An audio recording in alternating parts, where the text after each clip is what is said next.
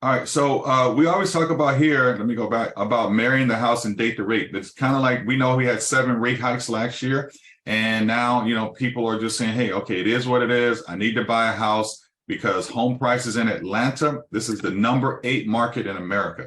So this is a very popular market. Prices do keep going up, up, and up. It doesn't have anything to do with interest rates because so many people live here.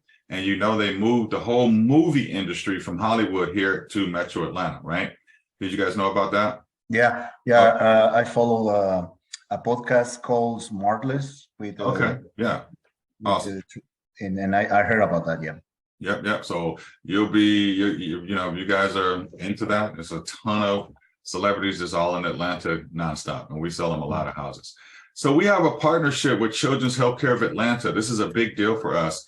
Every single time that we close a real estate transaction, we donate money to Children's Healthcare of Atlanta to help save these kids' lives. So if you ever give us a referral, just so you know, you'll get a referral card in the mail from Children's Healthcare of Atlanta.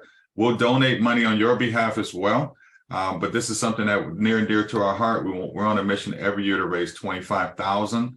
And last year we gave $94,000 from all the sales that we did in our mortgage and real estate business. So I love kids. My wife and I used to own some schools and daycares, and I just love kids. I wish I had 10 of them, but I guess she had to stop at 4. So yeah, but I got 2 boys out of it, so, and girls.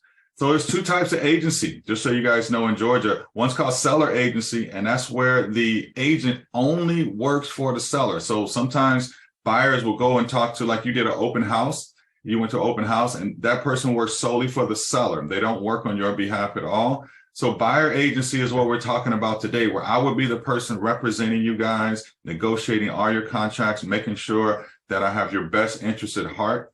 And so a fact says buyers who do not have a buyer's agent, you're actually being represented by the person who represents the seller. And we like to say that's like going to court without a lawyer. Like nobody would ever do something like that, right? Okay. That could end up very bad.